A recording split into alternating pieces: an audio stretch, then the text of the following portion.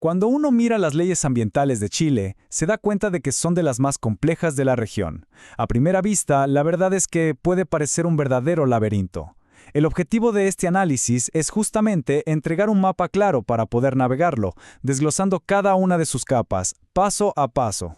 Y para empezar a desenredar esta madeja, la pregunta clave es esta.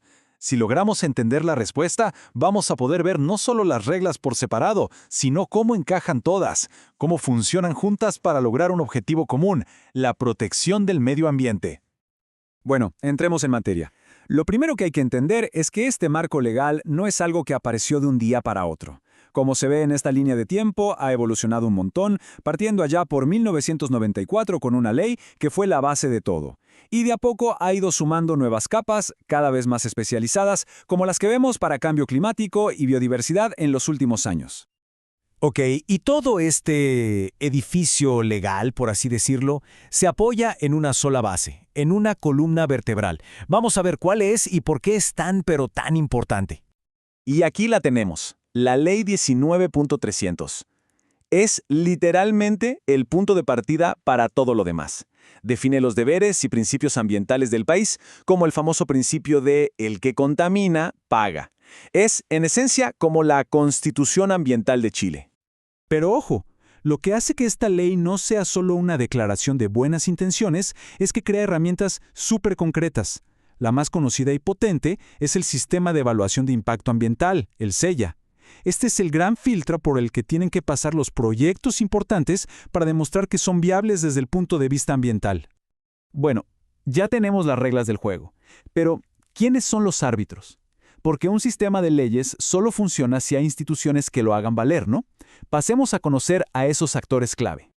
Resulta que la estructura que tenemos hoy es bastante nueva. La reforma del 2010 fue un cambio radical porque hizo algo muy inteligente.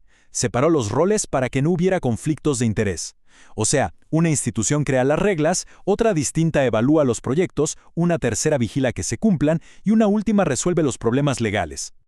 A ver, este esquema lo deja clarísimo. Miren cómo fluye todo. Arriba, el Ministerio del Medio Ambiente, que piensa la estrategia, las políticas.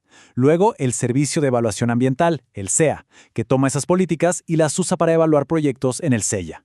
Después entra a la cancha la Superintendencia del Medio Ambiente, la SMA, que es como el policía que fiscaliza.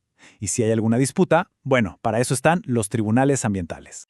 Ok, ya tenemos el qué, que es la ley, y el quién, que son las instituciones. Ahora vamos a lo práctico, a lo que importa para cualquier proyecto. Y la primera barrera, antes de cualquier otra cosa, es una pregunta fundamental. ¿Dónde se puede instalar? Y aquí viene lo primero. Uno no puede llegar e instalarse donde quiera. Para nada. La ubicación está súper regulada por dos grandes tipos de normas, que a veces se cruzan y que es clave entender por separado. Por un lado, tenemos los instrumentos de planificación territorial, que son básicamente como el manual de instrucciones de una ciudad. Te dicen qué se puede construir en cada barrio, esto es residencial, esto es industrial, etc. Y por el otro lado, algo totalmente distinto, las áreas protegidas, donde el único objetivo es conservar la naturaleza, y las reglas son muchísimo más estrictas. Y cuando hablamos de áreas protegidas, no hay que pensar solo en el típico Parque Nacional de Postal, ¿eh? La cosa va mucho más allá. La ley también protege figuras más nuevas, como los humedales urbanos, que son clave para las ciudades, o los parques marinos, para proteger nuestros océanos. Bien, digamos que un proyecto logró pasar la primera gran prueba, encontró un lugar permitido, pero ahí la historia recién empieza. Ahora viene el cómo va a funcionar día a día, durante toda su vida, para manejar su impacto en el entorno. Y bueno, aquí es donde uno podría perderse, porque la cantidad de normas específicas es inmensa, hay decretos para todo. Pero para no enredarnos, podemos organizar todo este universo en dos grandes familias. La primera familia es la de las emisiones, o sea, todo lo que un proyecto suelta al ambiente.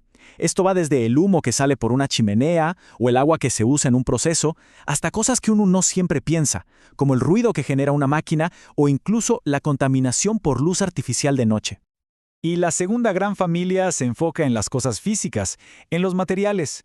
Aquí entran las reglas sobre cómo manejar la basura normal, cómo reciclar y también, con mucho más cuidado, cómo gestionar los residuos peligrosos o cómo almacenar de forma segura combustibles y químicos. Y para entender cómo funciona esto en la práctica, hay una ley que es un ejemplo perfecto de la modernidad de este sistema, la Ley REP. Esta ley cambia totalmente las reglas del juego. Le dice a las empresas que su trabajo no termina cuando venden el producto, sino que también son responsables de qué pasa con ese producto cuando se convierte en basura. Es un paso gigante hacia una economía más circular. Ok, hemos visto un montón de piezas sueltas, las leyes, las instituciones, las reglas de dónde y cómo. Ahora vamos a tomar distancia para ver la imagen completa del rompecabezas, para entender cuál es el propósito final de todo esto. Porque la clave es entender que todas estas cientos de normas no son burocracia porque sí.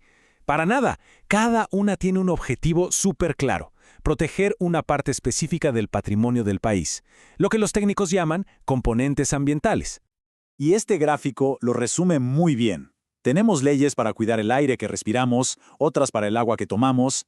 Hay normas específicas para proteger nuestra increíble biodiversidad de animales y plantas, para la salud de los suelos, e incluso para cuidar el patrimonio cultural como los sitios arqueológicos. Y hay algo más. Todo este esfuerzo no ocurre en una burbuja.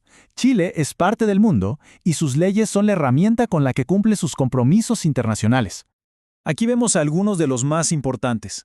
Está el Acuerdo de París, claro, para el cambio climático, pero también otros superrelevantes como el Acuerdo de Escazú, que busca más democracia ambiental, o convenios que nos ayudan a proteger la biodiversidad y a manejar residuos peligrosos de forma coordinada con otros países. Entonces, para cerrar la idea, lo que tenemos es un sistema que es complejo, sí, pero que está vivo, que evoluciona.